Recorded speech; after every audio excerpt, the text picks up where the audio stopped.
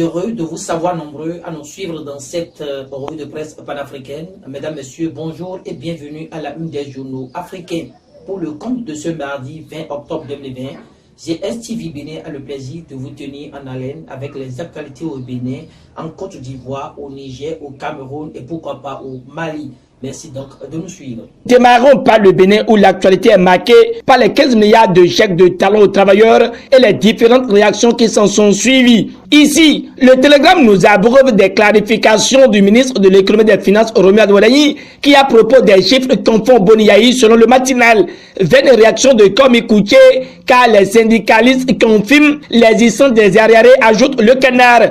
Oui, l'ancien secrétaire général, Paul Issei-Iko, confond Boniaï, écrit Info Matin. Mais à quoi jouent les centrales syndicales, s'interroge au Matin Libre, vu la polémique autour de paiement d'arriérés de salaire, alors que la tribune de la capitale observe les différents pics contre l'ex-président de la République et voit que Patrice Talon fait sortir une énième fois Boniaï de ses gonds. Pour Média fait comprendre pourquoi Talon peine à faire oublier Boniaï. Le même Canard se penche sur la présidentielle de 2021 où des appels fusent de toutes parts pour un dialogue inclusif. Mais quel colistier pour Joël Aïvo, se demande pour Média. Même préoccupation de la part de Info Matin, mais le journal de Christophe Agon voudrait savoir si le choix du colistier pour 2021 sera porté sur Abdoulaye Biotchane, Pascal Irénée Koupaki ou un as inconnu. Talon dans ce choix cornélien, mentionne Info Matin, très engagé. Les démocrates n'ont pas baissé les gardes. Ils étaient chez le président de la Cour constitutionnelle à propos du parrainage pour les présidentielles de 2021, nous apprend le Télégramme. Que peut Joe Benou pour les démocrates, s'interroge Info Matin. Le matinal lui succède et aborde le financement de l'année 2020 des partis politiques. Les fonds sont déjà dans les comptes de la Commission électorale nationale autonome Sénat. 600 millions pour l'UP et le bloc républicain au titre des législatives, signale le matinal. 900 millions à répartir par l'Union progressiste, le bloc républicain et la force connue pour un Bénin émergent pour les communales étalent le défi d'une génération.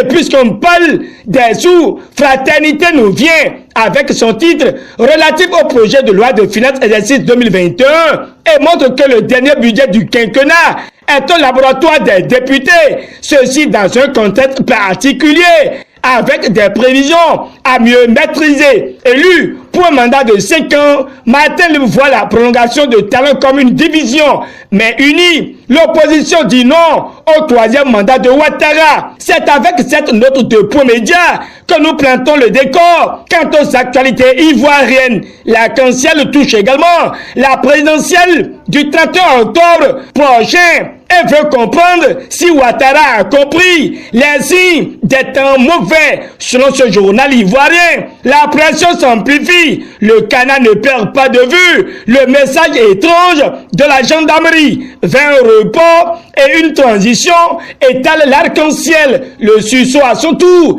étale comment Guillaume Soro traumatise Ouattara et le RHDP.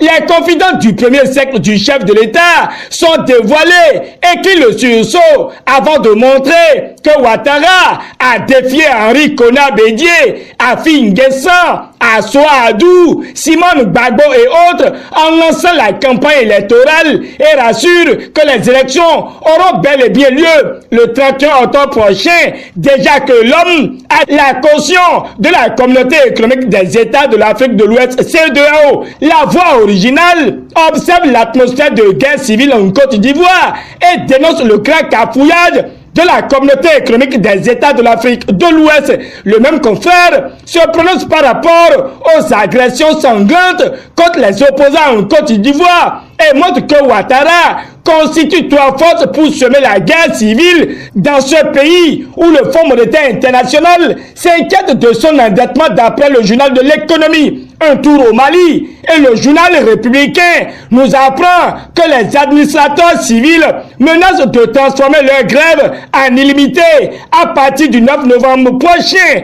Au Niger, c'est le Sahel qui pointe à l'horizon et nous renseigne sur les audiences à la présidence de la République. Selon lui, le chef de l'État a reçu le premier ministre Bissau guinéen et le PCA de la société Mainstream Energy. La revue de presse panafricaine suit son cours et le messager nous conduit au Cameroun où il y a branle-bas autour d'une réforme bornée. La fuite organisée de la correspondance du SGPR au PM cache mal la bataille des longs couteaux pour le contrôle de la succession du chef de l'État à la magistrature suprême. Le message rallonge et met à disposition les réactions de la classe politique et de la société civile. Toujours au Cameroun et Afrique Performance se base sur les éclairages de Joseph Lé qui mettent fin à la manipulation quant aux modalités d'accès à la fonction publique dans le pays de Paul